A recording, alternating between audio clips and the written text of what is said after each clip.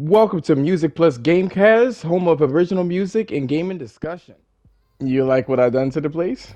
We're going to be talking about another developer that actually came out and said that the disparity between both Xbox Series X and PS5 is basically non-existing.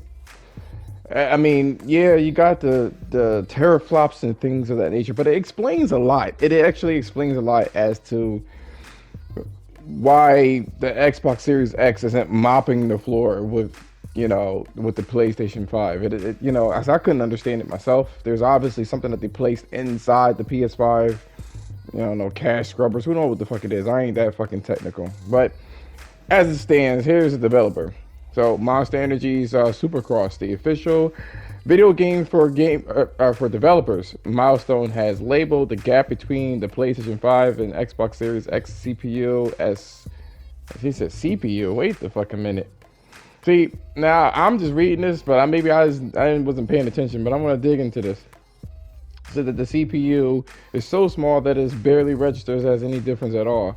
Speaking during the interview of the Gaming Boat, this Alex, whatever the fuck Zucchini, whatever the fuck his name is, he says, who serves as the game director of the latest Monster Energy Supercross title, which, I mean, that's not too flattering, revealed that the CPU power is more down to the developers able to optimize the technology.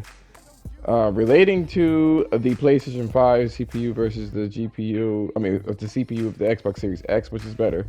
And he states, just to get deeper into this, the difference is so small that I honestly wouldn't even call it a difference. As usual, it is not always about raw power to use, but about exploiting it in clever and optimized ways. And it sounds like there is a difference, the way that he's kind of putting it out there. I ain't going to even hold you.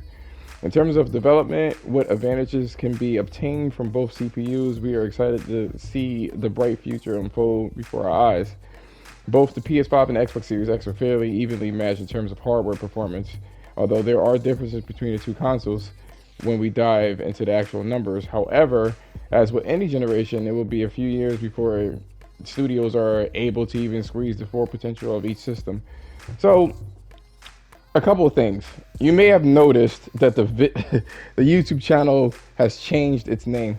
I want to cover more than just PlayStation stuff. I actually want to go into different avenues, whatever gaming that I like, for a couple of different reasons. Mainly, the main reason is because Sony's going third party. No, I just wanted to actually cover more things, honestly. I was kind of tired of trying to integrate them too, so that's why the tone is a little different. But this particular subject is really for the fanboys that is trying so desperately hard to get a W for no fucking reason. Like, grow the fuck up. It's out of control.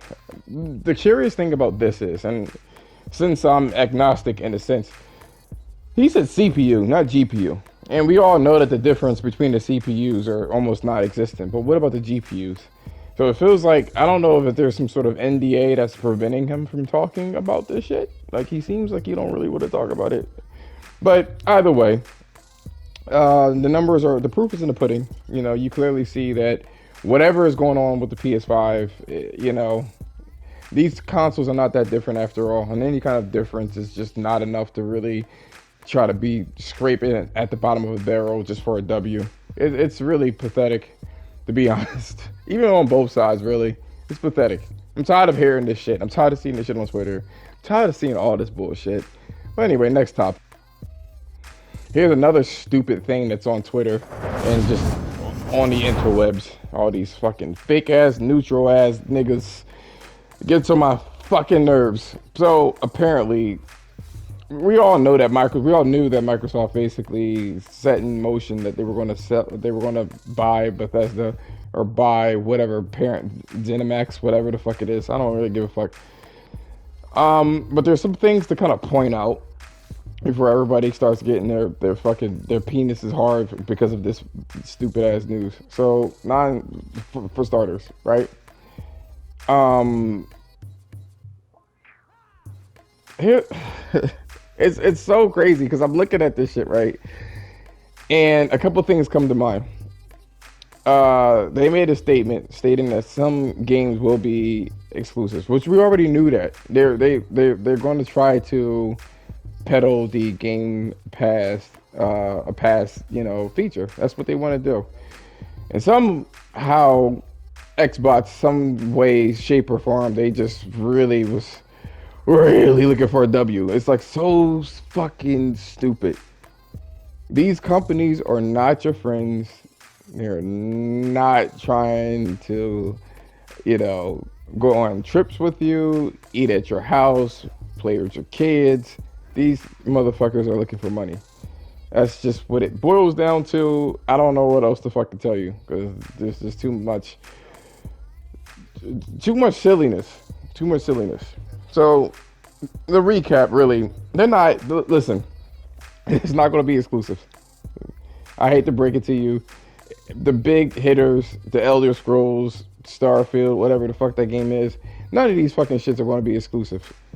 What it is going to be on Game Pass, probably. Well, yeah, they're going to be on Game Pass day and date to make the Series X to be more provocative, right? And they're going to sell it for $70 on the other end. I've been seeing some people that are reputable on NeoGAF and Reset Era like fuel this fucking narrative. I fucking saw David Jaffe mention this shit. I'm like, bro, get the fuck out. Make a game. How about that? Why don't you make a game?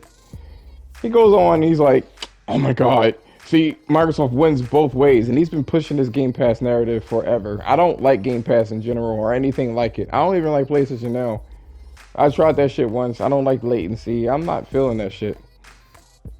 I'm not. I wouldn't waste my fucking money. I wouldn't. It's destructive. It's disruptive to the industry. And maybe he's looking for solace because he doesn't want to make a AAA game because that shit's fucking stressful as hell. And I get it, David. I get it. But some people want to make big ass games and be reputable. I mean, that's probably what the trend is going to be. Why even have like powerful hardware if you're just going to make indie games all fucking day? You know what I mean? Make cell phone games to be done with it. By the way, Microsoft is definitely going to have their games day and date on Game Pass, as we know. Sell it for $70 on the PlayStation 5 and keep the shit pushing. Keep it the fuck pushing. They get money both ways. I don't think Game Pass is... first of all, if you look at the history of just Bethesda games, they weren't really doing that hot anyway. You get some people on the Xbox mentioning this shit. Oh, they're so jealous. Nah, not really. I don't think PS fans are jealous. And I do have a bias for PlayStation. I don't really buy their shit. I had a friend kind of get me into Doom, and I enjoyed it. But in terms of Elder Scrolls, I have never played that shit. Not the Skyrim. None of them. I don't want to play it. I never played the Mass Effect, so do they make that shit? I don't fucking know. Maybe. I don't know. That's how much I don't know about these motherfuckers. I really don't even care. It's a no consequence. No consequence. People say that Skyrim was basically like a pioneer. I don't really give a fuck. I don't know why PlayStation fans are even mad about this shit. This news is like whack. It's not even news. We already knew about this shit a while ago. Like, what are we doing here? What's up? Fucking dumb, man. I can't. Either way, at the end of the day, it's going to be on PlayStation 5 and PC and anywhere else they can put their fucking game on there because Microsoft wants to be a publisher. That's what they're doing. If you don't know what it is, I don't know what to tell you. I don't know what to tell you.